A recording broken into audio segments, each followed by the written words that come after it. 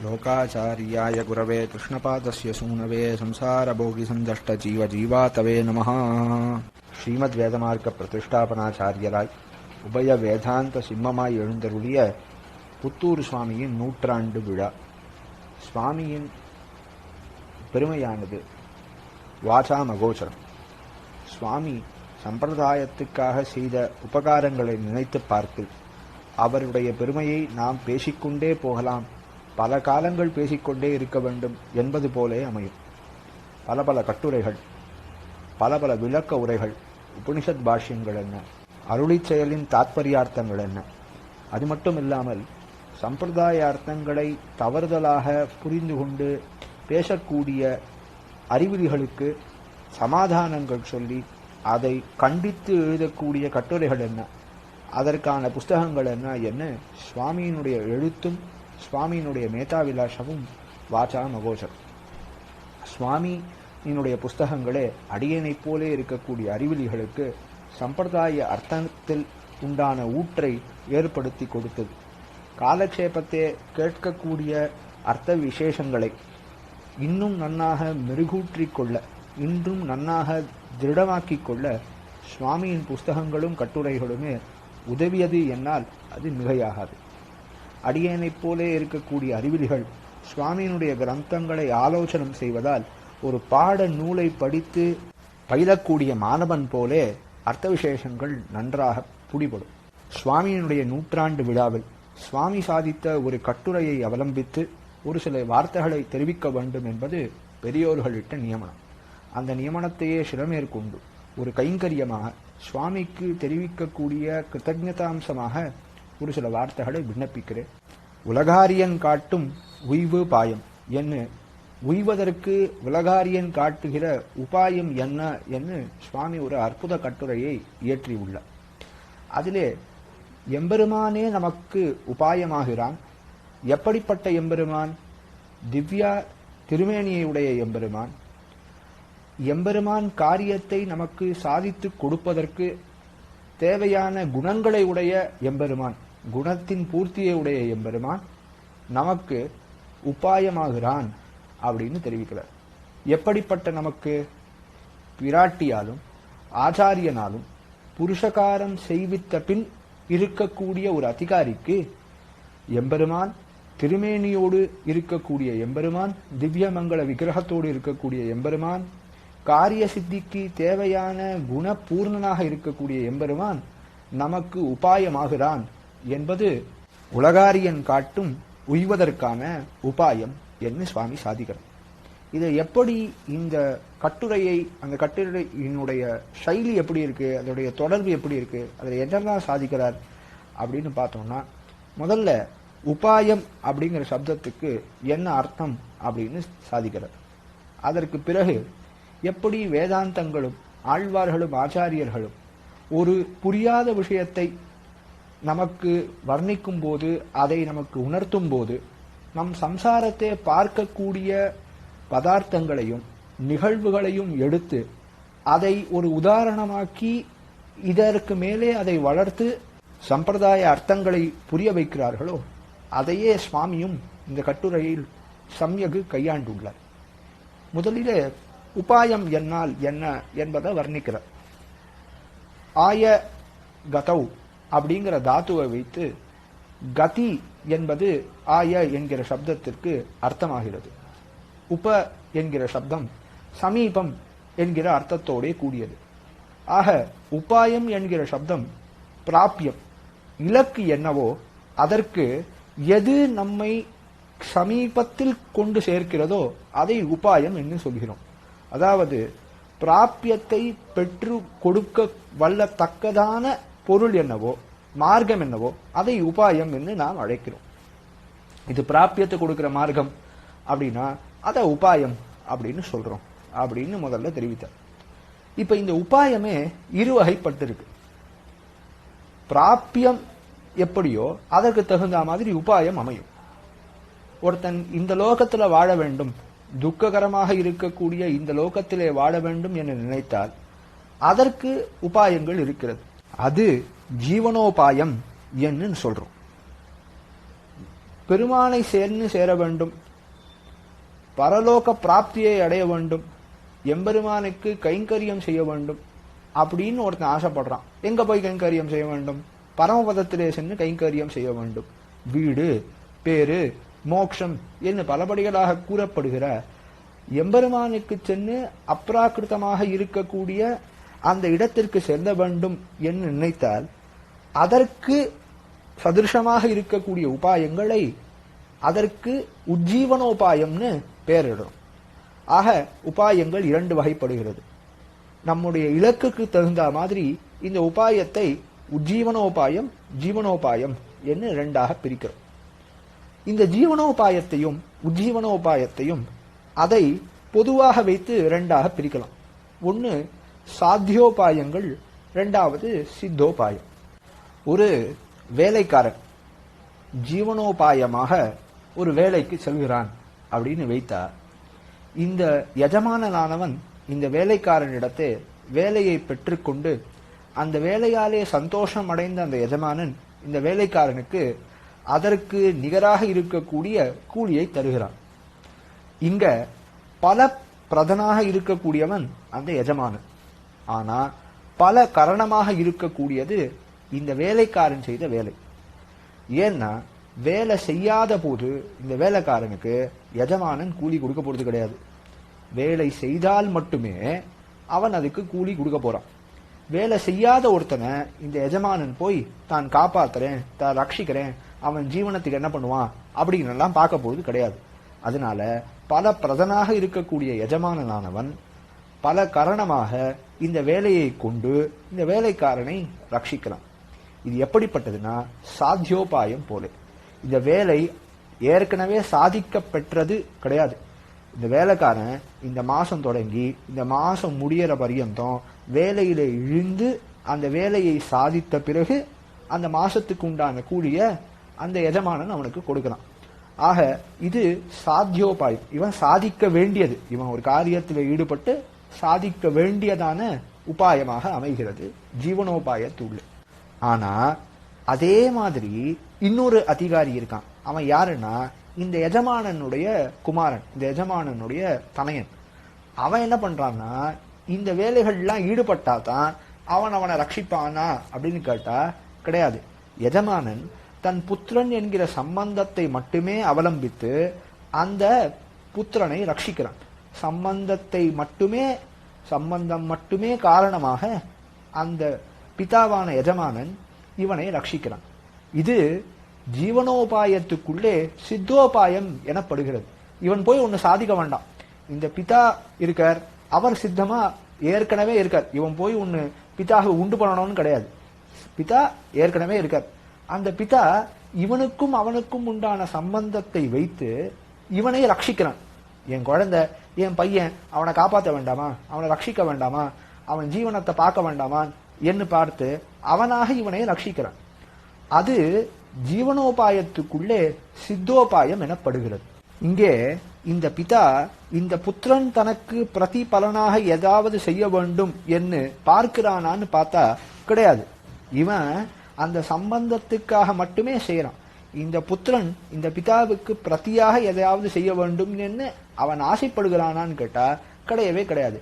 அதனால இதை ஜீவனோபாயத்துக்குள்ளே சித்தோபாயம் என்று அழைக்கிறோம். இதையே நாம உஜ்ஜீவனார்த்தமாக பார்த்தோம்னா பக்தி யோகம், கர்மயோகம், ஞான யோகம் இப்படி உபாயாந்தரங்களிலே ஈடுபட்டு எம்பெருமானை தவிர வேறு ஒன்றத்தை உபாயமாக அவலம்பித்து அவனை பலனுக்காக மட்டும், அவனை பல பிரதனாக மட்டும் உபயோகப்படுத்துகிறார். பல காரணமாக இவா பண்ணக்கூடிய உபாயங்கள் அதுல சந்தோஷப்பட்டு எம்பெருமான் பலனடிக்கணும்னு ஆசைப்படுறவா இருக்காளே, அவா எப்படின்னா சாத்தியோபாய நிஷ்டர்கள். எப்படி வேலைக்காரன் எஜமானனை சந்தோஷப்படுத்தி அந்த வேலையை செய்து சந்தோஷப்படுத்தினால் எஜமானன் அவனுக்கு உண்டான கூலிய கொடுக்கிறானோ, அதே போல இந்த உபாயாந்தர நிஷ்டர்களும் தாங்கள் உபாயத்தில் ஈடுபட்டால் மட்டுமே, அதையும் பத்துமாக செய்து முடித்தால் மட்டுமே பல பிரதனான எம்பெருமான் இவர்களுக்கு பலனை அளிக்கிறான். அவர்களை சாத்தியோபாய நிஷ்டர்கள் என்று அழைக்கிறோம். அது இல்லாமல் எம்பெருமானுக்கும் இவனுக்கும் இருக்கக்கூடிய அசாதாரணமான சம்பந்தத்தை இட்டு அந்த எம்பெருமானே நமக்கு ரட்சிக்க வல்லன், அவன் நாம் அவனுக்கு சொத்து, அவன் நமக்கு சுவாமி, அந்த சம்பந்தம் இருக்கு, அவன் நமக்கு பிதா, நாம் அவனுக்கு புத்திரன் என்ன எம்பெருமானுக்கும் சேதனனுக்கும் உண்டான சம்பந்தத்தை இட்டு அவன் நம்மை ரட்சிக்க கடவன், அவன் நம்மை ரட்சிப்பான் என்ன நாம ஒரு அத்தியவசாயத்தை கொண்டு அந்த எம்பெருமானே நமக்கு ரட்சகன் என்று இருந்தால் அது சித்தோபாயம் எனப்படும். இப்படி இருக்கக்கூடிய சேதனனுக்கு பல பிரதனாகவும் பல கரணமாகவும் எம்பெருமானே ஆகிறான். சரணாகதி எனப்படும் இந்த பிரபத்தி இந்த சம்பந்த ஞானத்தை அறிந்து எம்பெருமானே நமக்கு ரட்சகன் என்று வரிப்பதே ஆகும். இப்போ ஒரு சில கேள்விகள் இங்கே எழக்கூடும். இப்ப இவன் என்ன பண்றான் அப்படின்னா, எம்பெருமானுக்கும் இவனுக்கும் ஒரு சம்பந்தம் அந்த சம்பந்தத்தை உணர்கிறான். அனாதி காலமாக இருக்கக்கூடிய சம்பந்தத்தை உணர்கிறான். உணர்ந்தபடியால் அவன் என்ன பண்றான்னா, தன்னை தானே ரட்சித்துக் கொள்ளும் நிலையில் இருந்து அந்த எம்பெருமான் தன்னை ரட்சிக்க போகிறான் என்கிற அனுமதி பிரதானத்தை பண்ணுகிறான். பிள்ளலோகாச்சார் இந்த கேள்வியை கேட்டுண்டு அதுதான் எப்போதும் உண்டு, பேருக்கு உபாயம் அவன் நினைவு அப்படின்னு சொன்னார். அவன் நினைவு அப்படி என்னவுடன் அது எப்போது வரும் அப்படின்னு கேட்டான். அதுக்கு பதில் சொன்னார், அதுதான் எப்போதும் உண்டு, அந்த எம்பெருமான் இவனை ரட்சிக்க வேண்டும் என்கிற நினைவு எப்போதும் உண்டு அப்படின்னு தெரிவித்தார். அப்போ இன்னும் இவனுக்கு பலிக்கலையே அப்படின்னா, பலிப்பது இவன் நினைவு மாறினால். இவன் என்ன நினைச்சிட்டு இருக்கான், தானே தன்னை ரட்சித்துக்க போகிறேன், இல்ல மற்ற தேவதைகள் தன்னை ரட்சித்துக்க போகுது அப்படின்னு நினைச்சிட்டு அந்த எம்பெருமானினுடைய லட்சணத்துக்கு அனுமதியை பண்ணாமல் இருக்கிறான். அதாவது அந்த லட்சணத்தை விலக்கி கொண்டு இருக்கிறான். இவனுக்கு என்ன வேணும், ஆத்ம ஞானம். அதாவது எம்பெருமானுக்கே இவன் சேஷப்பட்டு இருக்கிறான், எம்பெருமானினுடைய சொத்து இவன் அப்படிங்கிற ஆத்ம ஞானமும் அப்பிரதிஷேதமுமே வேண்டுவது. அவன் ரட்சிக்கும் போது இவன் விலக்காமல் இருப்பதே வேண்டுவது. அந்த எம்பெருமான் சித்தோபாயன் இவனை காப்பாற்றுகிறான் என்று தெரிவித்தார்.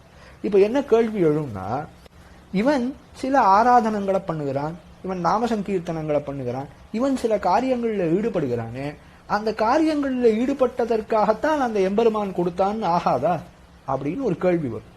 அதுக்கு பதிலளிக்கிறார், அது எப்படின்னா, இந்த மகன் ஒரு உதாரணம் பார்த்தோம், ஜீவனோபாயத்துல ஒரு உதாரணம் பார்த்தோம், மகனை ரட்சிக்கிற தந்தை, சம்பந்தத்துக்காகவே மகனை ரட்சிக்கிற தந்தையை உதாரணமாக பார்த்தோம். இந்த மகன் தந்தைக்கு ஒரு சில கைங்கரியங்களை செய்கிறான், இந்த வேலைக்காரன் செய்கிற மாதிரி இவனும் சில காரியங்கள்ல செய்கிறான். ஆனா இவன் அந்த இதை செய்வதை எந்த நினைவோடு செய்கிறான், ஏன்னா தந்தைக்கு நான் ஆற்ற வேண்டிய கடமை அப்படிங்கிற எண்ணத்துல செய்கிறானே தவிர்த்து அது பலனுக்கு காரணம் என்கிற நினைவோடு செய்வதில்லை. ஒரு தகப்பனாருக்கு அவன் ஏதோ கைங்கரியம் பண்றான்னா, அப்பாவுக்கு கைங்கரியம் பண்ணணும், அப்பாவுக்கு ஆற்ற வேண்டிய பணிவிடைகள் எல்லாம் என் கடமை என்கிற எண்ணத்தோடு பண்ணுவானே தவிர்த்து அப்பாவுக்கு நான் செய்ய வேண்டியதெல்லாம் அதனாலதான் அப்பா என்னை ரட்சிக்கிறார் அப்படின்னு நினைச்சு எந்த பையனும் பண்ண போறது கிடையாது. அதே போல இந்த பிரபன்னனும் எம்பெருமானே ரட்சகன் என்று உணர்ந்து எம்பெருமான தவித்து வேறு உபாயம் இல்லைன்னு இருக்கக்கூடிய அந்த பிரபன்னனும் எம்பெருமானுக்கு செய்யக்கூடிய ஆராதனைகளாகட்டும், எம்பெருமானுக்கு செய்யக்கூடிய பணிவிடைகளாகட்டும் எல்லாமே கைங்கரிய புத்தியோடு செய்கிறானே தவிர்த்து உபாய புத்தியோடு செய்வதில்லை. எம்பெருமானுக்கு நாம் பூ தொடுத்து எதுக்கு, எம்பெருமானுடைய சந்தோஷத்துக்காக, எம்பெருமானுக்கு கைங்கரியம். அது எம்பெருமானுக்கு நான் மாலை சாத்தினேன் எதுக்கு, எம்பெருமானுடைய முகமலர்த்திக்காக, எம்பெருமானுக்கு கைங்கரியமாக. எம்பெருமானுக்கு புறப்பாடு போது நடபாவாட போட்டேன் எதுக்கு, எம்பெருமானுக்கும் அடியார்களுக்கும் சந்தோஷத்துக்காக. இதனால எனக்கு எம்பெருமான் ரட்சிக்க போகிறான் என்கிற எண்ணத்தில் கிடையாது. அதனால இவன் பண்ணக்கூடிய ஆராதனங்கள் எல்லாமே உபாயாந்தர கோஷ்டியில் சேராது, அவையெல்லாம் கைங்கரிய கோஷ்டியிலேயே சேரும். எப்படி புத்திரனானவன் பிதாவுக்கு செய்யக்கூடிய கைங்கரியங்கள் கடமையாகுமே தவிர்த்து வேலையாகாதோ அதே போல அப்படின்னு இதை தெளிவுபடுத்தினார் சுவாமி.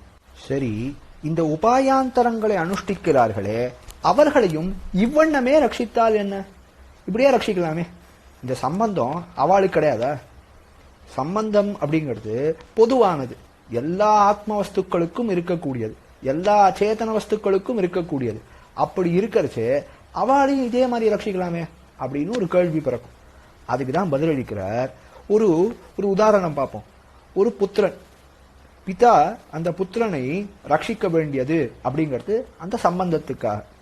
ஆனா ஒரு புத்திரனானவன் அந்த சம்பந்தத்தை அறியாமல் அவன் ஏதோ காணாம போயிட்டான். இந்த சம்பந்தமே இவனுக்கு தான், இவன் அப்பா, இவன் தகப்பனார், இவன் புத்திரன்னு தெரியாது. இல்ல சம்பந்தத்தை முறிச்சுண்டு போயிட்டான். எனக்கு நீ வேண்டாம், எனக்கு உம்மோட சம்பந்தமே வேண்டாம் அப்படின்னு முறிச்சுண்டு போயிட்டான். அப்படி இருக்கக்கூடிய புத்திரனை லோகத்துல பிதா ரட்சிப்பாரா? அதே போல இவன் தானாக ஒரு காரியத்தில் ஈடுபடுகிறேன் அப்படின்னு இருக்கா உபாயாந்தர நிஷ்டர்கள். சில பேர் சம்சாரிகள், அந்த எம்பெருமானுக்கும் தனக்கும் உண்டான சம்பந்தத்தை அறியாமலே இருக்கிறார்கள். அப்படி இருக்கக்கூடியவர்களை எம்பெருமான் தானே இந்த சம்பந்தத்தை இட்டு உஜ்ஜீவிப்பதில்லை. அவளுக்காகவும் ஏனைய செய்கிறான் எம்பெருமான். அதெல்லாம் தெரிவிக்கிறார். எம்பெருமானுடைய நிர்ஹேதுக கிருபா வைபவத்துல அவர்கள் ஏன்னா சம்சாரிகளாக இந்த உஜ்ஜீவிக்க வேண்டும்னு பிரபன்னனானவனும் சம்சாரிகளாக இருந்துதான் ஆறான். அவனுக்கு என்னென்னலாம் பண்றார் அப்படிங்கறதெல்லாம் எம்பெருமானுடைய அவதாரம் என்ன, சிருஷ்டி என்ன, அவன் செய்யக்கூடிய உபகாரங்கள் என்ன, மடிமாங்காய் இட்டுன்னெல்லாம் புடலோகாசார் காட்டுறார். ஆனா இங்க கருத்து என்னன்னா, எப்படி உபாயாந்தர நிஷ்டர்களுக்கு எம்பெருமான் வெறும் பல பிரதனாக இருக்கிறான், பல கரணமாக இருப்பதில்லை, பிரபன்ன அதிகாரிக்கு பல பிரதனாகவும் பல கரணமாகவும் இருக்கிறான்னு கேட்டா, அவர்களே தாங்கள் அந்த சம்பந்தத்தை முறித்து, சம்பந்தத்தை முறிக்கிறதுனா என்ன அர்த்தம்? எம்பெருமான் சுவாமி, இவன் சொத்து. அப்படி இருக்கும்போது அந்த சொத்தை ரட்சிக்க வேண்டியது சுவாமியினுடைய கடமையாச்சே. அப்போ சொத்து தானே தன்னை ரட்சிக்கிறதேன்னு சொன்னா அந்த சம்பந்தத்துக்கு ஒரு கொத்தை வருமே, அந்த சம்பந்தத்துக்கு ஒரு இழிவு வருமே. அதைத்தான் சம்பந்தத்தை முறித்துக் கொள்வதுன்னு சொல்ற. அப்படி முறித்து கொண்டு இவாளே தன்னை ரட்சிக்கிறேன்னு பண்ணினா, சம்பந்தம் முறியறதுன்னா சம்பந்தம் இல்லாம போயிடாது. அனாதி காலமாக எப்பொழுதும் இருக்கக்கூடிய சாஸ்வதமான சம்பந்தம் அது. இந்த சம்பந்தத்தை முறித்து கொண்டுனா அந்த சம்பந்தத்துக்கு ஒரு கொத்தையை ஏற்படுத்தி இவாளே தன்னை ரட்சிக்கும் போது அவர்களை தான் உபாயமாக இருந்து பல கரணமாக இருந்து எம்பெருமான் உஜ்ஜீவிப்பதில்லை. அவர்களுக்கு வெறும் பல பிரதனாக இருக்கிறான். அவர்களினுடைய உபாயத்தினுடைய அந்த பக்தி யோகம் பண்றான்னா அந்த பக்தி யோகம் எவ்வளவு பத்துமாக பண்ணி முடிக்கிற காலத்தை அவர்களுக்கு ஏத்த பலனை எம்பெருமான் கொடுக்கிறான்.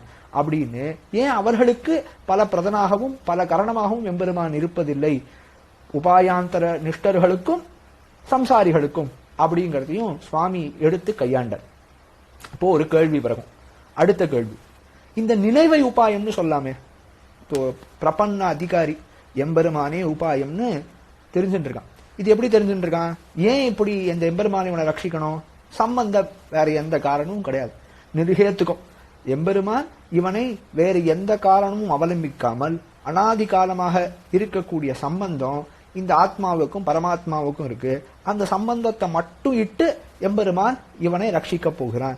வேறு எந்த காரணத்தையும் அவலம்பித்தில்ல.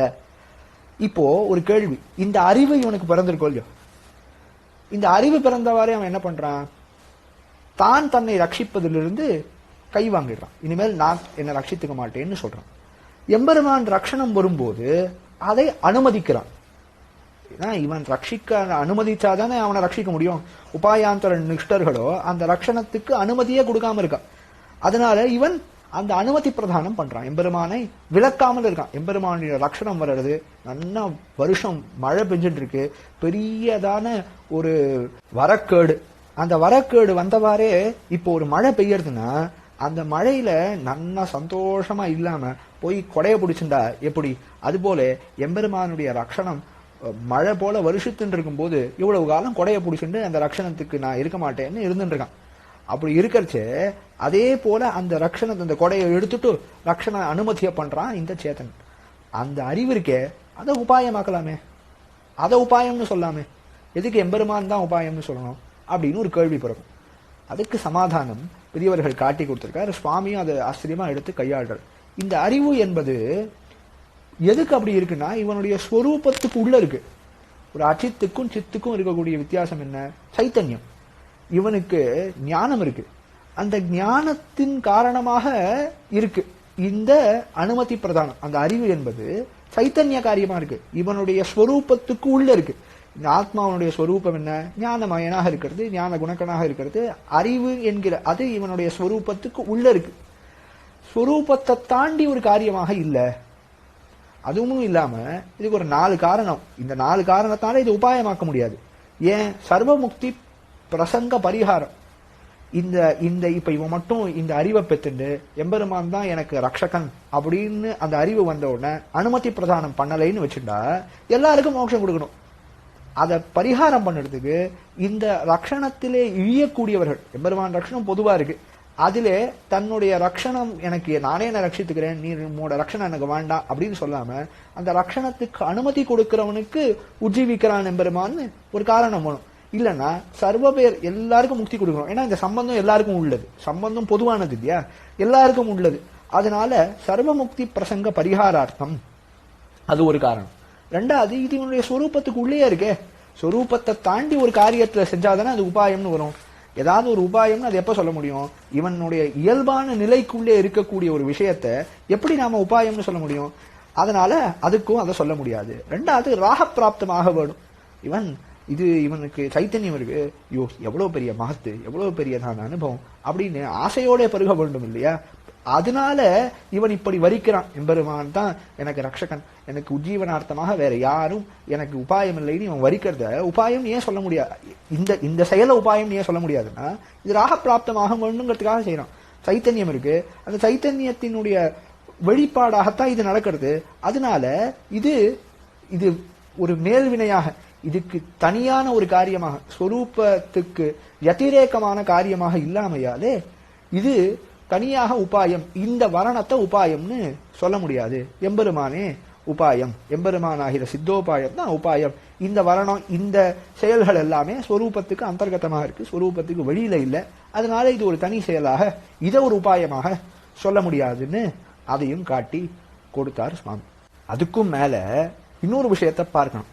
இந்த ஞானமானது, இந்த சம்பந்த ஞானம், அத உபாயம், இந்த சம்பந்த ஞானம், அதாலே வரக்கூடிய அனுமதி பிரதானம், இது ரெண்டுத்தையும் உபாயமாக்க வரலாம் அப்படின்னு சொன்னா இது முதல்ல இவன் பண்ணினா அப்படின்னே சொல்ல முடியாது. இதற்கு எம்பெருமான் பல பரிஷ்காரங்கள் பண்றான், பல செயல்கள் எம்பெருமான் பண்றான், அதனுடைய வெளிப்பாடு தான் இது. பிடலோக்காச்சார் இதை பத்தி ரொம்ப ஆச்சரியமா தெரிவிக்கிறார். மடிமாங்காயிட்டு பொன்வாணியனை போல இவன் என்ன பண்றான்னா, ஊரை சொன்னாய் பேரை சொன்னாய் அப்படின்னு இவனுக்கு இவனே சுகிருதங்களை இவன் தானே அறிந்த தானிட்ட சுகிருதம், அவன் ஒன்னும் இதெல்லாம் சுகிருதம்னு சொல்ல முடியாது, சாஸ்திரத்துல விதிச்ச சுகிருதம்னு சொல்ல முடியாது. எம்பெருமான் தன் பேரை சொன்னான், தன் ஊரை சொன்னான், என் அடியாருக்கு விடாய் தீர்த்தான், என் அடியாருக்கு இறக்க இடம் கொடுத்தான் என்னெல்லாம் இவனே அவனுக்கு சுகிருதங்களை கொடுத்து இவன் தான் முதல்ல சிருஷ்டிக்கிறான், அவதாரங்கள் பண்றான். இந்த மாதிரி எம்பெருமான் பண்ணக்கூடிய பல காரியங்களாலே தான் இந்த ஞானமும் இவனுக்கு வந்திருக்கு. இந்த அறிவு எம்பெருமானுக்கும் இவனுக்கும் உண்டான சம்பந்த ஞானமே இவனுக்கு எப்படி வந்திருக்கு? இதனாலதான் கொடுத்திருக்கான். ஜாயமான பகவத் கட்டாட்சத்தாலேன்னு நம்ம ஆச்சாரியால் தெரிவிக்கிறார். ஆக இதெல்லாம் எம்பெருமானாக செய்வதாலே இவன்கிட்ட ஒண்ணும் கிடையாது. இவன் ஏதோ இந்த ஞானத்தை பெற்றுட்டான், இவன் காரியம் பண்ணான்னா கிடையாது. அதுவும் எம்பெருமான் பண்ண கிருஷியாலே வருகிறது. பக்தி உழவன்னு சொல்றார் ஆழ்வார். ஆக எம்பெருமான் செய்யக்கூடிய கிருஷி இது.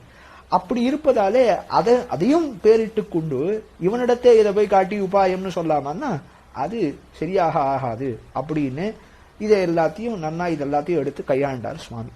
இப்போ சித்தோபாயம் தான் வசதியானது சாத்தியோபாயங்களை விட அப்படி என்பதற்கு பல பல காரணங்களை சுவாமி நன்னா வருஷப்படுத்தி காட்டுறார். சித்தோபாயம் ஏன் வசந்தது அப்படின்னா அது இயற்கையானது. முதல்ல விஷயம், சித்தோபாயம் ஏன் வசந்தது? அது இயற்கையானது. அததான் பிள்ளான் தெரிவிக்கிற வார்த்தையை உதாகரிக்கிறார். சித்தோபாயம் எம்பெருமானே உபாயம்னு வரிக்கிறது தாய்ப்பாலை போல, முளைப்பாலை போல. சாத்தியோபாயங்கள் என்பது விளைப்பாலை போல. ஏன்னா இது சொரூபத்துக்கு வெளியில இருக்கு. அது சாத்தியோபாயம் கருத்து இவனா போய் ஒரு காரியத்தில் ஈடுபடுறான், தன் ரட்சணத்தை பத்தி தான் யோசிக்கிறான், எம்பெருமான் இருக்கும்போது அதுக்கு ரெண்டு செயல்ல ஈடுபடுறான். இதெல்லாம் விளைப்பாலை போல, இதெல்லாம் இயற்கையானது இல்ல, செயற்கையாக செய்யக்கூடியது அப்படின்னு பிள்ளான் உதாரிச்ச வார்த்தையை, பிள்ளான் தெரிவித்த வார்த்தையையும் எடுத்து காட்டி கொடுக்கிற. முக்கியமான காரணம் என்னன்னா, ஆழ்வார்களும் ஆச்சாரியர்களும் உகந்து ஆழ்வார்களும் ஆச்சாரியர்களும் பின்பற்றிய மார்க்கம் அப்படின்னா எம்பெருமானே எம்பெருமானே உபாயம், சித்தோபாயமாகிற எம்பெருமான் தான் உபாயம் என்பதை ஆழ்வார்களும் ஆச்சாரியர்களும் எடுத்து கையாண்டிருக்கா. அவளோட மார்க்கம் இது அப்படிங்கிறதுனால இதுதான் வசதியானது சாத்தியோபாயத்தை விட. ஆனா சில இடங்கள் தெரியறதே, ஆழ்வார்களும் நாமசங்கீர்த்தனம் பண்றா, ஆழ்வார்கள் கர்மயோகம் பண்ணலையா, ஆழ்வார்களுக்கு பக்தி இல்லையா அப்படிதான் கேள்வி வந்தா இதெல்லாம் ஸ்வயம் பிரயோஜனமாக இருக்கு. இதெல்லாம் கைங்கரியத்திலே சேருமே தவிர்த்து பாடவே பாடா நின்னார்கள் என்ன திருப்பாவை. பாடுவது எதற்கு அப்படின்னா பாடுவதற்காகவே பாடுகிறார்கள் அப்படின்னு சொல்றா. இது இவர்களுக்கு அர்ச்சிராதி கதி போலே இருக்கிறது. ஆழ்வார்களுக்கோ திருப்பாவையில ஆண்டாளுக்கோ செய்யக்கூடிய காரியங்கள் எல்லாம் பலனாக அமைகிறதே தவிர்த்து கைங்கரியமாக அமைகிறதே தவிர்த்து அது ஒரு உபாய செயலாக உபாயமாக பார்க்கப்படமாட்டாது அப்படின்னு காட்டி ஆழ்வார்கள் ஆச்சாரியர்கள் பத்தின மார்க்கம் என்பதாலே இது ரொம்ப வசதியானது அப்படின்னு தெரிவித்தார். ரெண்டாவது, இது அதிகாரி யார் வேணா பண்ணலாம், ஸ்திரீகள் பண்ணலாம், 4வது வர்ணத்தவர்கள் பண்ணலாம், எல்லாரும் எம்பெருமான உபாயமாக வரிக்கலாம், எம்பெருமான் தான் உபாயம்னு ஸ்வீகரித்துக்கலாம். இதுவே மற்ற உபாயாந்தரங்களுக்கு நிறைய நியமங்கள் இருக்கு. ஸ்திரீகள் பண்ண முடியாது, திரைவர்ணிகனாக இருக்கணும் அப்படிங்கிற நியமங்கள்லாம் இருக்கு. அதெல்லாம் இல்லாமையாலும் இது ரொம்ப வசதியான மார்க்கம். நியம அபாவம் உடலோகாசார் ஒரு சூத்திரமே காட்டியிருக்காரு. இதுக்கு தேச நியம, கால நியம, அதிகாரி நியம, பிரகார நியமங்கள்லாம் இல்லை, இதெல்லாம் காட்டியிருக்க. அதையும் எடுத்து பார்த்தோம்னா இதுக்கு எந்த நியமங்களும் கிடையாது. இருக்கிற இடத்திலேயே பண்ணலாம். அங்க சில புண்ணிய தேசங்கள்ல தான் பண்ணணும்னு இருக்கு, சில புண்ணிய காலங்கள்ல தான் பண்ணணும் இருக்கு. அந்த மாதிரி நியமங்களோடு கூடியதாக இருக்கு சாத்தியோபாயங்கள். இது நியமங்கள் இல்லாமல் இருப்பதாலே இதுதான் வசதி அப்படின்னு தெரிவித்தார். ரெண்டாவது, ரொம்ப சீக்கிரமாக பலனை கொடுக்கிறது. ஏன்னா எம்பெருமான் பிரபன் அதிகாரிக்கு என்ன பண்றான் அப்படின்னா தேகாவசானே முக்திஹி சியாத் அப்படின்னு தெரிவிக்கிறார். இந்த தேகம் முடியும் போது அவனுக்கு பரமபதம் கிடைக்கிறது அப்படின்னு தேவப்பெருமாள் தெரிவித்தார். ஆக எப்படி பண்றான் அந்த எம்பெருமான்னா சஞ்சித கர்மாவை பூரா நீக்கிட்டான். இந்த ஜன்மத்துல உபயோகப்படுத்தக்கூடிய, இந்த ஜன்மத்துல செலவு பண்ண போறேன்னு இருக்கக்கூடிய பிராரப்த கர்மா இருக்கும் இல்லையோ, அதை மட்டும் வச்சுட்டு மீதி எல்லாம் இருக்கக்கூடிய பிராரப்த கர்மாவையும் கழிச்சுடுறான் பிரபன்னாதிகாரிக்கு. அதனால என்ன ஆறுது, இது திருப்த பிரபன்னனுக்கு. ஆர்த்த பிரபன்னனை பொறுத்த வரைக்கும் ரொம்ப அவனுக்கு ஆர்த்தி மிக மிக ஆர்த்தி அதிகமாகுது. எப்ப கிடைக்கும்னு இருக்கக்கூடியவனுக்கு அந்த காலத்துக்கு தேவையான பாப்பங்கள் மட்டும்தான் இருக்கும், மீதி எல்லாத்தையும் கழிச்சுடுறான் எம்பெருமான். ஆனா இந்த உபாயாந்தர நிஷ்டனுக்கு சஞ்சித கர்மாவை மட்டும்தான் கழிக்கிறான், பிராரப்த கர்மா கழியாது. அதனால என்னாகும், அந்த பிராரப்த கர்மா கழிகிற வரைக்குமான ஜன்மங்களை அவன் எடுத்தே ஆக வேண்டும் என்கிற நிர்பந்தம் இருக்கு. அதனாலையும் இந்த உபாயாந்தரங்களை காட்டிலும் எம்பெருமானை உபாயமாக பத்துவது மிக உயர்ந்ததாக இருக்கும். அந்திம ஸ்மிருதி தேவையில்லை சித்தோபாயத்துக்கு, அந்திம ஸ்மிருதி வர்ஜனம் அப்படின்னு தேவப்பெருமாளும் தான் தெரிவித்துள்ளார். ஆனா உபாயாந்தர நிஷ்டர்களுக்கு, பக்தியோக நிஷ்டனுக்கு அந்திம ஸ்மிருதி தேவை அப்படின்னு ஆகிறது. அதனாலையும் சித்தோபாயமாக எம்பெருமானே உபாயமாக பத்துவது வசதியானதாக இருக்கும். முதல்ல பேரை பார்த்தாலே இது சித்தோபாயம், நாம ஒன்றும் பெருசா சாதிக்க வேண்டியதில்லை, எம்பெருமான் சித்தமா இருக்கான் அப்படின்னு ஆயிடுத்து. சாத்தியோபாயம்ங்கிறது இவன் சாதிக்கப்பட வேண்டியது, இவன் காரியத்தில் ஈடுபட்டு அதை சம்பாதிக்க வேண்டும். இதுல சம்பாதிக்கிறதுக்குன்னு ஒன்றும் கிடையாது. ஏன்னா எம்பெருமான் ரக்ஷணத்துக்காகவே காத்து கொண்டு இருக்கிறான். அதனால இது ரொம்ப எளியவையாக இருக்கு, அது ரொம்ப கடினமாக இருக்கு. அதுக்கு இப்போ பக்தியாரம்ப விரோதி பாவங்கள் எல்லாம் கழிய வேண்டியதாக இருக்கு. அதனால சாத்தியோபாயங்கள்ங்கிறது மிக கடினமானதாகவும் இருக்கிறது. அடுத்து சாத்தியோபாயத்துக்கு சகாயங்கள் வேணும். பக்தி யோகம்னு எடுத்தா அதுக்கு கர்மயோகத்தோடைய துணை வேணும், ஞான யோகத்தோட துணை வேணும், அப்படிலாம் இருக்கு. இங்க சகாயங்கள் எதுவுமே தேவையில்லாமல் இருக்கு. ஏன்னா எம்பெருமான் சகாயாந்தன நிரபேட்சனாக இருக்கான். ஆக அவனுக்கு எந்த சகாயமும் தேவையில்லை அவன் ரட்சிப்பதற்கு. ஆக இது அதனாலும் அந்த காரணத்தாலும் வசந்ததாக இருக்கு. ஸ்வரூபான குணமாகவும் இருக்கு. எம்பெருமானுக்கு சேஷப்பட்டது இருப்பதே இந்த ஆத்மாவுக்கு ஸ்வரூபம் எனப்படுவதாலே அந்த ஸ்வரூபத்துக்கு அனுகுணமாக இருக்கு. இது ஸ்வரூபத்துக்கு வத்திரேகமா இருக்கு. எம்பெருமானுக்கே சேஷப்பட்டு இருக்கக்கூடிய ஒரு ஆத்மா அவன் கைப்பார்த்து இருக்காமல் தான் ஏதோ ஒரு காரியத்தில் ஈடுபடுறான், அதை கொண்டு நான் எம்பெருமானிடத்தை பலனை பெறுகிறேன்னு சொன்னா அது ஸ்வரூபத்துக்கு வேறுபட்டதாக இருக்கிறது. அந்த காரணத்தை வைத்து சித்தோபாயம் எம்பெருமானே வசந்த உபாயம் என்று காட்டி கொடுத்தார். இதுக்கப்புறம் ரொம்ப ஆச்சரியமான ஒரு இடத்தை எடுத்து நிர்வாகம் பண்ற. இந்த சித்தோபாயங்கிறது எப்படின்னா புல்லை காட்டி புல்லை கொடுக்குமா போல. ஒரு பசு இருக்கு, அந்த பசுவை இங்க வர வைக்கிறதுக்கு நம்ம என்ன பண்றோம், புல்லை காட்டுறோம். அதை காட்டினோன்னு அந்த பசு இங்க வந்துடுது. வந்தோன்னு அதுக்கு புல்லை கொடுக்காம அதை கட்டி போட்டா எப்படி இருக்கும், அது சரியா இருக்குமா? அப்படி இல்லாமல் புல்லை காட்டி புல்லை கொடுப்புமா போல இருப்பது சித்தோபாயம். எம்பெருமானை காட்டுறான் பிராப்தியம், எம்பெருமானே உபாயமாகிறான், அப்படி இருக்கு. இந்த சாத்தியோபாயங்கிறது எப்படி இருக்குன்னா அனுபானம் போல இருக்கு இந்த சாத்தியோபாயங்கள்.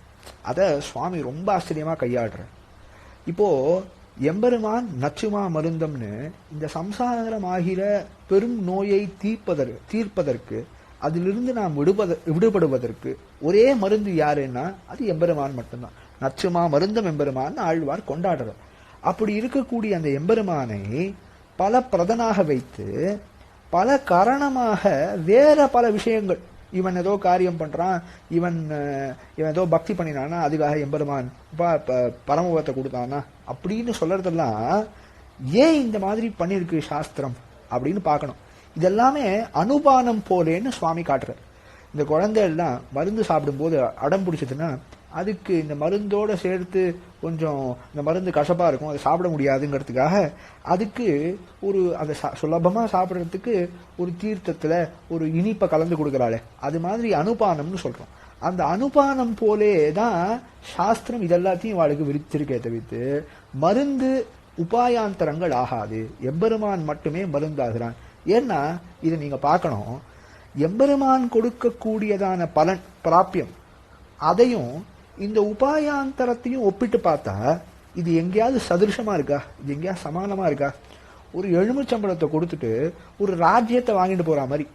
ஏன்னா ஒரு எலுமிச்சம்பழத்தோட மதிப்பு என்ன, ராஜ்யத்தோட மதிப்பு என்ன? அந்த மாதிரி இது அப்படியே இதுக்கும் அதுக்கும் சதிருஷமாகவே இல்லை, ஒரு சேர்த்தியே இல்லாம இருக்கு. சமானமானா இருக்க வேண்டுமே, அப்படி இல்லாமே இருக்கு. என்னத்த உபாயாந்தரத்துல பண்ணாலும் பல பல ஜன்மங்கள் பண்ணினா கூட எம்பெருமான் கொடுக்க போற ஆனந்தத்தை பார்த்தா அதுக்கும் இதுக்கும் எங்கேயாவது ஒட்டுமா? ஒட்டாத மாதிரி என்ன இருக்கு? அது ஏன் அப்படி சாஸ்திரம் விதிக்கிறதுங்கிறத ரொம்ப ஆச்சரியமா காட்டின்னு வர்றாரு சுவாமி. இது ஏன் இப்படி பண்ணித்து சாஸ்திரம்? இப்போ சாஸ்திரத்துல விதிச்சிருக்கோ இல்லையோ இந்த உபாயாந்தரங்கள்லாம் அப்படின்னா அதை காட்டுறார். சாஸ்திரம் எவ்வளவு காருண்யம் படைத்தது. அம்மா அப்பாவுக்கு குழந்தைக்கு மருந்து சாப்பிடணும்னு ஆசை, குழந்தைக்கு மருந்து சாப்பிட்டாதான் உடம்பு சரியாகும், அந்த நோய் போகுங்கிறது நன்னா தெரியும். ஆனா அந்த குழந்தை மருந்தை வெறுமனே சாப்பிடாது, அடம் பிடிக்கும், சாப்பிடாம போயிடும். ஐயோ இப்படி சாப்பிடாம போனா இந்த வியாதி குணமாகாதேன்னு அவளுக்கு பரிவு இருக்கும், வாத்சல்யம் இருக்கும். அதனால என்ன பண்றா, அனுபானத்தை கொடுத்து இந்த மருந்தை கொடுத்துடுறா. அது மாதிரி 1000 மாதா பிதாக்கள் இருக்கக்கூடிய ஒரு குழந்தைக்கு 1000 மாதா பிதாக்கள் இருந்தா எவ்வளவு வாத்சல்யத்தை பொழிவாளோ அந்த மாதிரி வாத்சல்யம் மிக்கிறது சாஸ்திரம். இந்த சாஸ்திரம் என்ன பண்ணுறது அப்படின்னா, முதல்ல இந்த சாஸ்திரத்துல விசுவாசமே இல்லாம ஒருத்தர் இருக்கான், அவனுக்கு நீ உனக்கு விரோதி போகணுமா, கவா இதை பண்ணு, சேனையாகும் இதெல்லாம் பண்ணு, உனக்கு விரோதியை போக்கிடலாம் அப்படின்னு சொன்ன உடனே அவன் முதல்ல பண்ண ஆரம்பிச்சான். ஒரு விசுவாசம் பிறக்கிறது. விசுவாசம் பிறந்த உடனே அவனுக்கு ரஜோகுணம் மீர்த்தியாக இருக்கான். உடனே இதுல வேற ஏதாவது இருக்கான்னு அவனோட காமிய கர்மங்கள், அவனுக்கு இது ஆசை அது ஆசைன்னு சொன்னா அதுக்கான காமிய கர்மங்களை சொல்லிட்டு, அவன் சொர்க்கலோகம் போகணும்னு ஆசைப்பட்டா, பா இந்த யாகத்தை பண்ணி சொர்க்கலோகம் போ, புத்திரன் பிறக்கணுமா இந்த யாகத்தை பண்ணி புத்திரனை பிறத்துக்கோ அப்படின்னெல்லாம் சொல்லிட்டு முதல்ல நாஸ்திகனாக இருந்தவனை ஆஸ்திகனாக்கி அந்த ஆஸ்திகனானவனு இடத்தே அவனுக்கு இருக்கக்கூடிய இந்த மாதிரி ஆஸ்திகனா விசுவாசம் உடையவன் அவனை இடத்தே இந்த மாதிரியான சொர்க்க காமோ விஜயதா புத்திர காமோ விஜயதா அப்படின்னு எல்லாம் இவனுக்கு தேவையான இவனுக்கு கேட்கக்கூடிய பலன்களை எல்லாத்தையும் கொடுத்து அவனை முதல்ல ஒரு அதிகாரி, ஒரு அடுத்த அதிகாரியாக, இன்னும் கொஞ்சம் நல்ல அதிகாரியாக ஆக்கி அப்படியே படிப்படியாக இன்னும் கொஞ்சம் மேல படிக்க எடுத்துன்னு வருது. மேல படிக்க எடுத்துன்னு வந்த ஒரு அதிகாரி இருக்கான். அவனுக்கு எப்படி இருக்கு, அவனுக்கு எம்பெருமான அடையணும் அப்படின்னு ஆசை வந்துருத்து. இவனுக்கு இந்த சொர்க்கலோகம் எல்லாம் போயிட்டு வந்துட்டு இருக்க மாதிரி இருக்கு, சாஸ்திரத்துல சொல்லியிருக்கு பிரம்மம்னு ஒண்ணு இருக்காமே அதை பத்தி என்னன்னு தெரிஞ்சுப்போம், அதை அடையணும் அப்படின்னு ஒரு ஆசை வர ஆரம்பிக்கிற ஒரு அதிகாரி இருக்கான். படிப்படியாக முன்னேற்றின ஒரு அதிகாரி இருக்கான்னா அவனுக்கு அநாதி காலமாக ஸ்வரக்ஷண சுவான்வயம் என்கிற ஒரு குத்தம் இருக்கு. ஸ்வரக்ஷணத்தை சுவான்வயத்திலே இருக்கான். அவனை கை விட்டா என்ன ஆயிடும், அவனை விட்டுட்டு சரி இப்படி இருந்தா நான் உனக்கு ஒன்றும் வழி காட்ட மாட்டேன் அப்படின்னு சாஸ்திரம் சொன்னா நல்லா இருக்குமா? அப்படி இல்லாமல் இந்த ஸ்வரக்ஷண சுவான்வயத்தை ஓட இருக்கக்கூடிய அந்த சுவாதந்திரியமாகிற தோஷம் இருக்கு, ஸ்வரக்ஷணத்தில் ஈடுபட வேண்டும் என்கிற தோஷம் இருக்கிறவனையும் விடாமல் சாஸ்திரம் என்ன பண்ணுறதுன்னா அவனுக்கு சிலதை சொல்ல வேண்டுங்கிறதுக்காக மருந்தாக எம்பெருமான வைத்து அனுபானமாக இந்த பல கரணங்கள், அதாவது இவன் பண்ற பக்தி யோகமோ கர்மயோகமோ ஞான யோகமோ எல்லாத்தையும் வைத்து மருந்தாக எம்பெருமான வைத்து அந்த மாதிரி இவனுக்கு இவனுடைய ஸ்வரக்ஷண சுவான்வயமும் தட்டி போகாத மாதிரியும், அது ஏதோ எம்பெருமான் இவன் பண்ற காரியத்துக்காக கொடுக்கறான்ற மாதிரியும் எல்லாம் சாஸ்திரம் இவனையும் இந்த அதிகாரியை விட்டுறக்கூடாதுங்கிறதுக்காக சாஸ்திரம் காருண்யத்தோட செய்த காரியம் இது அப்படின்னு சாதிக்கிறார். அதே அதிகாரிகளுக்குள்ளே அந்த சத்துவகுணம் பிறந்து அந்த எம்பெருமானை அடைய வேண்டும் என்று இருக்கக்கூடிய அதிகாரிகளுக்குள்ளேயே தமராக உயர்ந்தவர்களாக இருக்கக்கூடியவர்களுக்கு ஆத்ம ஞானம் என்ன, அப்படிப்பட்ட அதிகாரிகளுக்கு ஆத்ம ஞானம் உழ்ந்து எம்பெருமானோடு சேஷப்பட்டவன் என்கிற இந்த அதிகாரிகளுக்கு எம்பெருமானையே உபாயமாகவும் காட்டி கொடுக்கிறது சாஸ்திரம். ஆக வாத்சல்யத்தோடு இருக்கக்கூடிய சாஸ்திரம் பண்ணக்கூடிய காரியம் இது. உபாயாந்தரங்கள்னு சொன்னா அதால எம்பெருமான் கொடுக்கறான்னு சொல்றதே சரியாக இருக்காது. அதுவே ஒரு காரணமாக வாத்சல்யத்தோடு சாஸ்திரம் பண்ணின ஒரு காரியம்னு சொல்ற. ஏன்னா கீழே இந்த உபாயம் எம்பெருமானோடு இவனுக்கு இருக்கக்கூடிய சம்பந்த அறிவை இவன் பெற்றான்னா அதுவே இவன் பண்ண காரியம் கிடையாது. சிருஷ்டினாலையும் அவதாரங்கள்னாலையும் பல படிகளாக எம்பெருமான் மடிவாங்காயிட்டு பொன்வாணியனை போல இவனாக ஏறிட்டு கொண்ட சுகூர்த்தத்தால எல்லாம் தான் இவனுக்கு இந்த ஞானமே கிடைச்சிருக்கு. அதே போலதான் இந்த அதிகாரிக்கும் இவனா ஏதோ ஒரு காரியத்தை பண்ணி இவனுக்காக ஏதோ ஒரு ஞானம் கிடைச்சி இவனா ஒரு காரியத்தில் ஈடுபடுறான்னு கிடையாது. இந்த எம்பெருமான் தான் இருக்கக்கூடியவனாக இருக்கிறான். அதனால இந்த உபாயாந்தரங்கள் அதனாலையும் தாழ்ந்தது. சாஸ்திரம் மிகவும் வாத்சல்யத்தோட இவர்களுக்காக செய்ததுன்னு ரொம்ப அற்புதமான ஒரு விஷயத்தை எடுத்து நமக்கு காட்டி கொடுத்திருக்க. பல பிரதனானவும் பல கரணமும் எம்பெருமான் தான். ஆனா சாஸ்திரம் ஒரு வாத்சல்யத்தோடு ஏதோ இதுதான் நீ பண்ண காரியத்தினாலதான்பா அப்படின்னு அவனை சமாதானப்படுத்திண்டு அந்த எண்ணமுடைய அதிகாரியை விட்டுறக்கூடாதுங்கிறதுக்காக சாஸ்திரம் காட்டி கொடுத்த மார்க்கம்னு தெரிவிக்கிறது. ஏன்னா அடுத்து இது மட்டுமே இல்லாமல் எம்பெருமானும் இதை காட்டியிருக்கான். எம்பெருமானும் கர்மயோக ஞான யோகங்கள் எல்லாத்தையும் உபதேசித்திருக்கானே அப்படின்னா அதுக்கு ஆழ்வார் பாசுரத்தை எடுத்து காட்டுறார். நெறி காட்டி நீக்குதியோ, இந்த நல தமயந்தி இடத்தை நலன் சொல்றான். இந்த திசையில போனா அந்த ராஜ்யம் வரும், அந்த திசையில போனா அந்த ராஜ்யம் வரும் அப்படின்லாம் காட்டுறானே. அப்படி காட்டணும்னு என்ன பண்ணான்னா தன்னோட வேஷ்டி அவன் பக்கம் இருக்கக்கூடியதான துணி எடுத்துன்னு போயிட்டான். ஏன் அவன் போறதுக்கு முன்னாடி இதை காட்டினான்னா அவனோட இருக்கும்போது இந்த தசையில என்ன இருக்கு இந்த தசையில என்ன இருக்குன்னு அவளுக்கு தெரிய வேண்டியதே கிடையாது. அது மாதிரி எம்பெருமான் ரக்ஷகனாக இருக்கிற பட்சத்துல நெறிகள் என்ன எதுக்கு காட்டணும்? அதான் ஆழ்வார் கேட்கிறார், நெறி காட்டி நீக்குதியோ, நீ என்ன அதை பண்ணு இதை பண்ணுன்னு என்ன காட்டி நீக்க போறியோ, நீ இருக்கச்சே நான் எதுக்கு இந்த நெறிகள்லாம் தெரிஞ்சுக்கணும் அப்படின்னு ஆழ்வார் கேட்கிறார். அதனால எம்பெருமானே நமக்கு என்றும் ரக்ஷகன், அவனை தவிர்த்து வேற யாரும் ரக்ஷகர்கள் இல்லை, அவனே சித்தோபாயம் அப்படின்னு நன்னா திருடீகரித்து இதனாலே சித்தோபாயம் தான் வசதியானதுன்னு சுவாமி அற்புதமா காட்டுற. அடுத்து இந்த கட்டுரையிலே பிராட்டி நிலை என்ன, ஆச்சாரியனின் நிலை என்ன, எம்பெருமானின் திருமேனிக்கு இருக்கக்கூடிய சௌந்தர்ய லாவண்யங்கள் நமக்கு செய்யக்கூடிய உபகாரங்கள் என்ன, எம்பெருமானுடைய குணங்கள் என்ன பண்ணுறது அப்படிங்கிறதையும் நன்னா காட்டி கொடுக்கிறார் சுவாமி. இப்போ ஒரு வத்சலன் ஒரு குழந்தை இருக்கு. இந்த குழந்தை பல காலமாக அபச்சாரங்களில் ஈடுபட்டு அப்பா சொன்ன பேச்சை கேட்காம இருக்கு. அப்பா என்ன செய்தாலும் அதுக்கு எதிர்த்தட்டாக இருந்து கொண்டு இருக்கு இந்த குழந்தை. அப்படி இருக்க இந்த குழந்தைய அவன் அப்பா முன்னாடி வந்து அப்படி நின்னா இந்த அப்பா என்ன பண்ணுவார், இவன் பண்ணின காரியங்கள்லாம் அவருக்கு நினைவுக்கு வர்றது. அதனால இவனை திட்ட போறார், இவனை வெச போறார், இவனை அங்கீகரிக்காமல் இருக்க போறார்.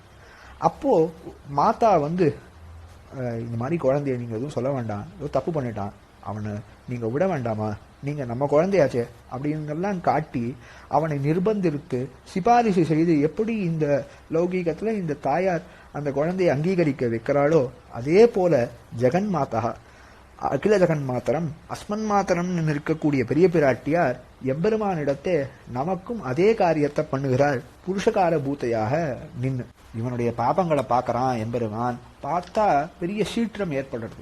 அந்த சீற்றத்தை தனித்து இந்த சேத்தனன் இந்த பிரபன்னனை ரட்சிக்க வேண்டும் என்று பெரிய பிராட்டியாரின் நிர்பந்தத்தினாலே பெரிய பிராட்டியாரின் புருஷகாரத்தாலே இந்த சேத்தனனை அந்த எம்பெருமான் ரட்சிக்கலாம். அவன் சொன்ன வாக்கியத்தாலே பிராட்டி இவனுக்கு புருஷகாரம் செய்ய பெற்றதுனாலே இவனுடைய தோஷங்களையே உபகாரமாக கொள்கிறான். தோஷங்களை கண்டு தோஷங்களினாலே சீற்றமடையாமல் இருப்பது ஒண்ணு அப்படின்னு வச்சாலும், ரெண்டாவது இவன்கிட்ட இருக்கிற தோஷங்களையே உபகாரமாக கொண்டு அந்த எம்பெருமான் ஸ்வீகரித்துக்கிறான், அந்த உபகாரமாக பச்சையாக அதை ஸ்வீகரித்துக்கிறான்னு சொன்னா அவ்வளவு தூரம் பிராட்டி நமக்காக அந்த எம்பெருமானோடு மன்றாடி பேசி நிர்பந்தித்து நமக்கு காரியத்தை செய்து கொடுக்கிறாள் பிராட்டி. ஒரு தாய் பிரியத்தை தானே செய்து கொடுக்கிறாள். ஹிதத்தை தகப்பனாரோடு தகப்பனார் மூலமாக அவரை நிர்பந்தித்து புருஷகாரமாக இருந்து இந்த பிள்ளைக்கு செய்து கொடுத்து வைக்கிறார். அதே போல பெரிய பிராட்டியாரும் இங்க நம்ம பார்த்தோம்னா இங்க ஐஸ்வர்யாதிகளை தானே செய்கிறாள். மோட்ச பிரதத்துவம் எம்பெருமானுக்கே உண்டானதான தனியான ஒரு குணம், தனியான ஒரு சக்தி என்று சொல்ல வேணும். ஆக பிராட்டி புருஷகாரம் பண்ணி அந்த நிர்பந்தத்தாலே எம்பெருமான் இவனை அங்கீகரிக்கிறான். அங்கீகரித்து தானே இவனுக்கு ஆணவை, தானே அவனுக்கு உஜ்ஜீவனமாக இருந்து செய்கிறான். பிராட்டி முன்னிட்டு கொண்டே நாம் இந்த எம்பெருமானை பத்த வேண்டும். ஏன்னா இல்லைன்னா அந்த எம்பெருமான் நம்மளை சிக்ஷிக்கவும் கூடும். பிராட்டியினுடைய புருஷகாரத்தாலே நம் அபராதங்களை பார்த்து அந்த அபராதங்களாலே சீற்றமடையாமல் அந்த அபராதங்களையே பச்சையாக கொண்டு எம்பெருமான் நமக்கு காரியங்களை செய்து கொடுக்கிறான் அப்படின்னு நன்னா இதை தெளிவுபடுத்தினார். பிராட்டி நிலை என்னன்னு சுவாமி. இதுக்கப்புறம் ஆச்சாரியன் பிராட்டி இவனுடைய இந்த நிர்வாகத்தை, இந்த புருஷகாரமாக இருக்கக்கூடியது அவர்களுடைய நிர்பந்தம் எப்படி அமைகிறது என்பது எல்லாத்தையும் ஒரு உதாரணங்களை காட்டி இன்னும் நன்னா தெளிவுபடுத்துறார் சுவாமி. இப்போ ஒரு குடும்பை என்ன பண்றான்? தன் குடும்பத்தை மட்டும் ரட்சிக்கிறானா? கிடையாது. தன் மனைவியினுடைய குடும்பத்தினரையும் ரட்சிக்கிறான், அவளினுடைய உறவினர்களையும் ரட்சிக்கிறான்.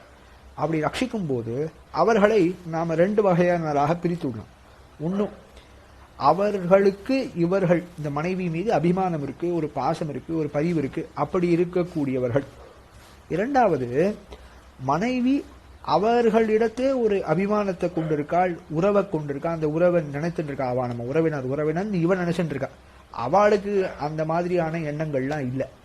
அப்படி இருக்கக்கூடியவர்களையும் இவன் தான் காப்பாற்றுகிறான், அவர்களையும் ரட்சிக்கிறான் இந்த குடும்பியானவன்.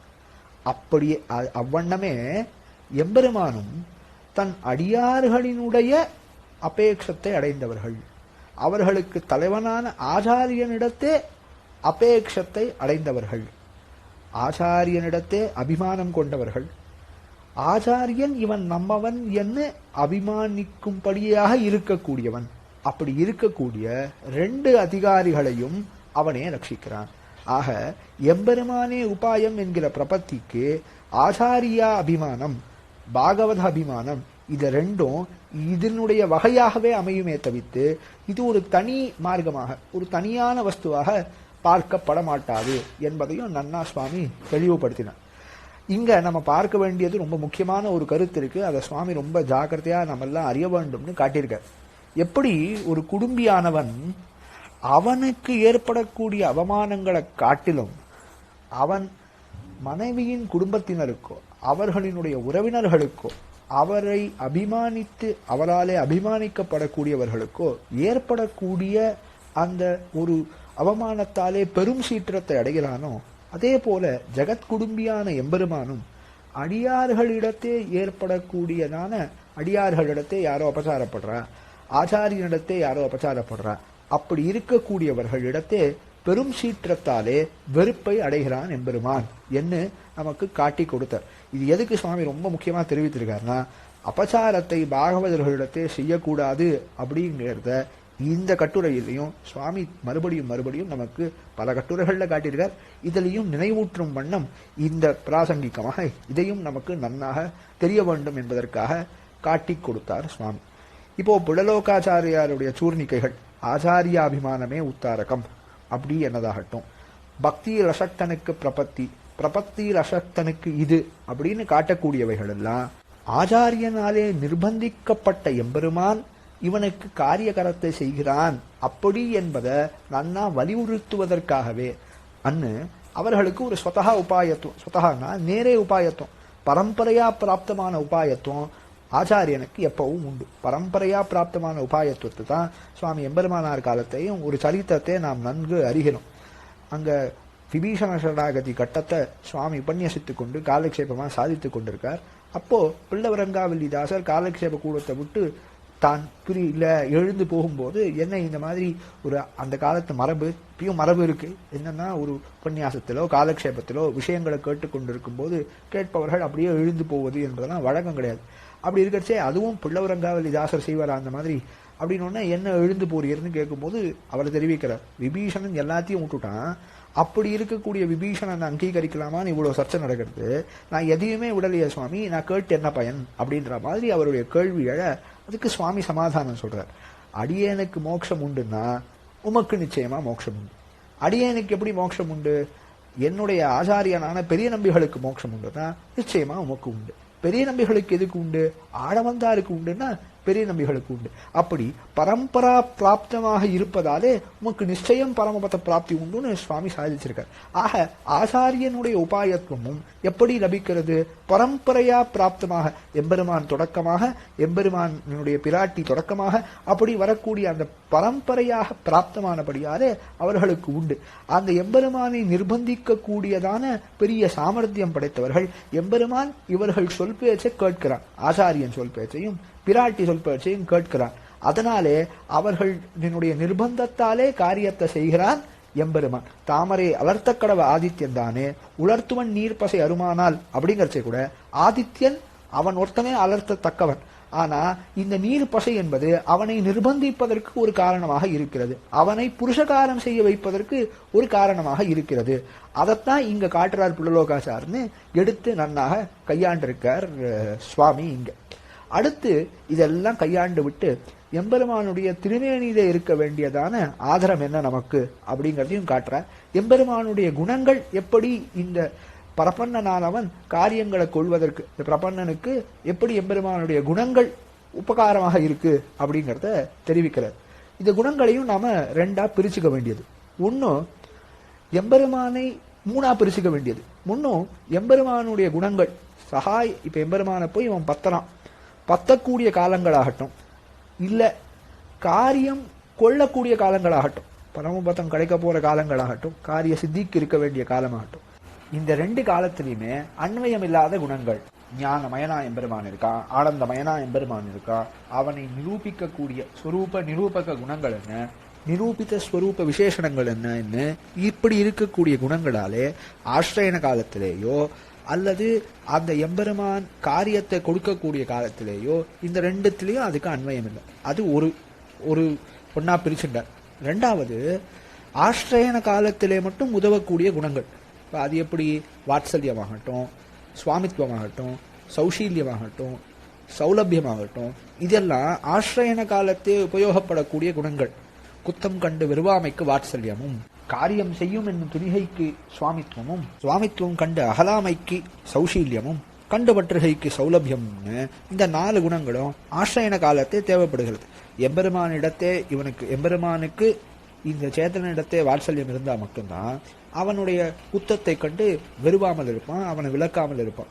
சரி, இவன் விளக்காமல் இருக்கான் அப்படின்னு பார்த்தா அவன் ஏன் இவனிடத்தே இவன் எனக்கு காரியம் பண்ணணும் அப்படின்னு இவனுக்கு ஒரு சம்சயம் வரும் இல்லையோ? அந்த சம்சயம் போகிறதுக்கு அவன் எனக்கு சுவாமி, நான் அவனுக்கு சொத்து, அவன் நிச்சயமா எனக்கு காரியம் செய்வான்னு நமக்கு ஒரு திருட விசுவாசம் வர்றதுக்கு அவனோடு இருக்க வேண்டிய சுவாமித்துவம் அது நன்னா வெளிப்படணும். இப்ப சுவாமித்துவம் வெளிப்பட்டுனா அவன் நமக்கு மட்டும் சுவாமி இல்லை, எவ்வளவு பெரியவன் அவனுடைய மகத்து தெரியும்.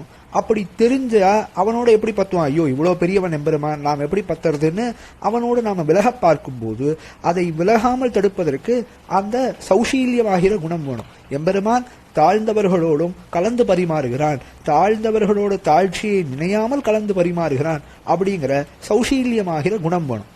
அதுக்கப்புறம் இந்த 4 இருந்தா கூட சௌலபியம் ஆகிற எம்பெருமானுடைய குணம் இருந்தா மட்டும்தான் நாம விரும்பாமல் அவனோடு கலந்து பருகுவோம்.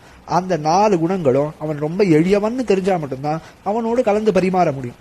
அப்படி இருக்க வேண்டிய இந்த 4 குணங்கள் இது ஆශ්‍රயன காலத்தே தேவைப்பட வேண்டிய குணங்கள். இதை காட்டிலும் காரிய சித்திக்கு தேவைப்பட வேண்டிய குணங்கள் அது எம்பெருமானுடைய தர்மபூத்த ஞானம். இந்த ஞானம் இருந்தாதான், சர்வஜனாக இருந்தால்தான் இவனுக்கு என்ன வேணும் என்ன வேண்டான்னு அவனால அறிந்து நன்மை தீமை இவனுக்கு எது வேணும் வேண்டான்னு எல்லாம் தெரிஞ்சுக்க முடியாது. அதனால அவன் சர்வஜனாக இருக்க வேண்டும். சர்வஜனா மட்டும் இருந்தா போராது, சர்வசக்தனாக இருக்க வேண்டும். நமக்கு என்ன காரியம் ஆணுமோ அதை நமக்கு கொடுக்க வேண்டும். அந்த செயலிலே நமக்கு இப்ப இதுதான் வேணும் அப்படின்னு ஆசைப்படுறான், அது அவனுக்கு முதல்ல தெரியணும். தெரிஞ்சாலும் அதை நமக்கு கொடுக்கக்கூடியதான சக்தி இருக்க வேண்டும். அதனால சர்வசக்தனாக இருக்க வேண்டும் எம்பெருமான். சர்வசக்தனாக இருந்தாலும் பிரதிபலன் இல்லாமல் செய்வதற்கு அவன் பூர்ணனாக இருக்க வேண்டும். அவாப்த சமஸ்த காமனாக எம்பெருமான் இருந்து அவனுடைய பூர்த்தி இருந்தா மட்டும்தான் அவன் நம்மிடத்தே அந்த காரியத்தை சர்வசக்தனாக இருந்தாலும் நமக்காக அந்த காரியத்தை செய்யறான். அதுக்கப்புறம் இவனுக்கு எதுக்கு செய்யணும்? நமக்காக அப்படின்னு சொல்றோமே, எதுக்கு செய்யணும்? அதுக்கு பிராப்தி இருக்க வேண்டும். இந்த சம்பந்தம் தான் பிராப்தி. இவன் எனக்காகவே இருக்கிறான் அப்படின்ற எண்ணம், இந்த பிராப்தி வேணும். இந்த பிராப்தி இருந்தால் மட்டும் போராது, இந்த 4 இருந்தாலும் கடைசியில இரக்கம்னு வேணும். ஏன்னா இந்த 4 சம்சாரிகள் இடத்தை சம்சாரிகள் சம்சாரத்தில் இருக்கிறதுக்கும் காரணமாக இருக்கும். ஏன்னா எம்பெருமான் சர்வஜனாக இருப்பதால இவனுடைய பாப்பங்களை நன்னா பத்தும் பத்தாவா அறிகிறான். அதனால இவனை சம்சாரத்தில் ஈடுபடுத்துகிறான், சம்சாரத்தில் இழிய வைக்கிறான். அதனால இருக்கக்கூடிய கஷ்டங்களை அனுபவிப்பதற்கான ஆவணை செய்கிறான். அதனால சர்வசக்தனாக இருக்கான் எம்பெருமான்னு. பொதுவாகவே இந்த 4 குணங்களும் சம்சாரத்திலே கூட ஆழ்த்த முடியும்.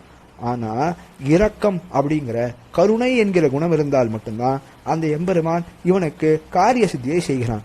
ஆக இந்த 5 குணங்களோடு கூடிய எம்பெருமான் நமக்கு சித்தோபாயம், அவன் தான் சித்தோபாயம், அவன் தான் நமக்கு உபாயமாகிறான் அப்படின்னு காட்டி கொடுக்கிறார். அதை காட்டி அதுக்கப்புறம் அந்த எம்பெருமானுடைய திவ்யமங்கள விக்கிரகம் அது எவ்வளவு வசந்தது. ஆழ்வார் என்ன சொல்லியிருக்கார்? வன்புகழ் நாரணன் தின்கடல் ஷேரே என்ன ஆரனுக்கு நின் பாதமே சரணாக தந்தொழிந்தான் அப்படின்னு ஆழ்வாருடைய பாசுரங்கள் இருக்கு. ஆக எம்பெருமானுடைய திருமேனி மீதும் எம்பெருமானுடைய திருவடி மீதும் அவ்வளவு ஆதரத்தை கொண்டார்கள் ஆழ்வார்கள் எல்லாரும். இந்த எம்பெருமானுடைய திருமேனியுடைய சௌந்தர்ய லாவண்யங்கள் என்ன பண்ணுறது? ஒரு மாலாக்காரர் மாலையை விட்டு பழச்சு கொண்டிருந்தார், வைரவடத்திருந்தார். அவரை ஆகர்ஷணம் பண்ணி அவருக்கான விரோதி அந்த சம்சாரத்தை இருக்கக்கூடியதான எண்ணங்கள் அதை விரோதி எல்லாத்தையும் போக்கி கொடுக்கறது, எம்பெருமான் மீது பரம ஆதரத்தை ஏற்படுத்தி கொடுக்கறது.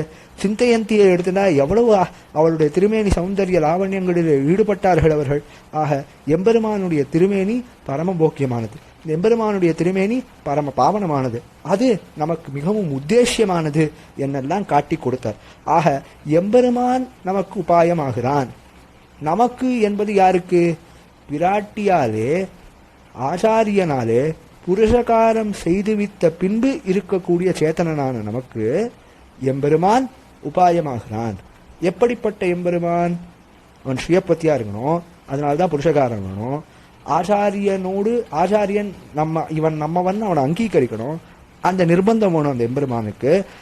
அந்த எம்பெருமான் திவ்ய திருமேனியோடு இருக்கக்கூடியவன் எம்பெருமான் குணபூர்ணனாக, ஞானம் என்ன, சர்வஜனாக இருக்கக்கூடியதான் ஞானம் என்ன, சக்தி என்ன, பூர்த்தி என்ன, பிராப்தி என்ன, கருணை இரக்கம் என்ன, இந்த குணங்களோடு கூடிய எம்பெருமான் உபாயமாகிறான். இதுவே உலகாரியன் காட்டும் உய்வதற்கான உபாயம்னு சுவாமி அற்புதமா இதை முதல்ல ஆரம்பிச்சு ஜீவனம் உஜ்ஜீவனம்னா என்ன, உபாயம்னா என்னன்னு காட்டி, ஜீவனோபாயங்கள் என்னென்னு காட்டி, உஜ்ஜீவனோபாயங்கள் எப்படின்னு காட்டி, இதையும் அதையும் எடுத்து காட்டி உஜ்ஜீவனோபாயங்களை நமக்கு புரிய வைத்து, அதிலே சித்தோபாயம் எப்படி வசந்ததுன்னு காட்டி, சாத்தியோபாயங்கள் தாழ்ந்ததுன்னு காட்டி, அதுக்கப்புறம் பிராட்டி நமக்கு பண்ணக்கூடிய உபகாரம் என்ன, ஆச்சாரிய நமக்கு பண்ணக்கூடிய உபகாரங்கள் என்ன எல்லாம் காட்டி, எம்பெருமான் நிரபேட்சமான தானே உபாயமாகிறான். இப்போ இந்த குணங்கள் எல்லாம் சொன்னோம், திருமேனி சொன்னோம், இது எல்லாம் கூட உபகரிக்கிறதே, அதெல்லாம் உபாயமாகாதோ? அதெல்லாம் எம்பெருமான் நிரபேட்ச உபாயத்துவம் எம்பெருமானுக்கு இருக்கே, அப்படிங்கிற குணத்துக்கு குறை வராதோன்னா இதெல்லாம் தனியான சேத்தனம் கிடையாது என்னவாலே எம்பெருமானே நிரபேட்சமான உபாயம்னு சொல்லுவதில் ஒரு குறையும் வராது அப்படின்னு மேலேந்து நமக்கு காட்டி கொண்டு வந்து எம்பெருமான் ஸ்ரீயப்பதியான எம்பெருமான், இந்த சேத்தனன் பிராட்டியாலே புருஷகாரம் செய்யப்பட்ட இந்த சேத்தனனை அங்கீகரிக்க வேண்டும். பிராட்டி புருஷகாரம் செய்றா, ஆச்சாரியன் புருஷகாரம் செய்றான். அப்படி இருக்கக்கூடிய இந்த சேத்தனனுக்கு திவ்ய திருமேனியோடு இருக்கக்கூடிய எம்பெருமான் குணத்தின் ஞானம் என்ன, பிராப்தி என்ன, சக்தி என்ன, பூர்த்தி என்ன, இரக்கம் என்ன, இதெல்லாம் இருக்கக்கூடிய எம்பெருமான் உபாயமாகிறான் அப்படின்னு உலகாரியன் காட்டும் கருத்தை நமக்கு உணரும் வண்ணம் சுவாமி அற்புதமாக காட்டி கொடுத்தார். அதை யதாசக்தி யதாமதி விண்ணப்பித்திருக்கேன். சுவாமியினுடைய கட்டுரை என்பது ஒரு ஆராய்ச்சி பொருள் போல. இந்த ஆராய்ச்சி கட்டுரைகளை பார்த்து சம்பிரதாய ஞானம் வாசிப்பவர்களுக்கு நல்ல அபிவிருத்தி ஆகிறது. சுவாமியினுடைய திருவடிக்கு பல்லாண்டு பாடிக்கொள்கிறேன். ஆழ்வார் திருவடிகளே சரணம், எம்பெருமானார் திருவடிகளே சரணம், ஜீயர் திருவடிகளே சரணம்.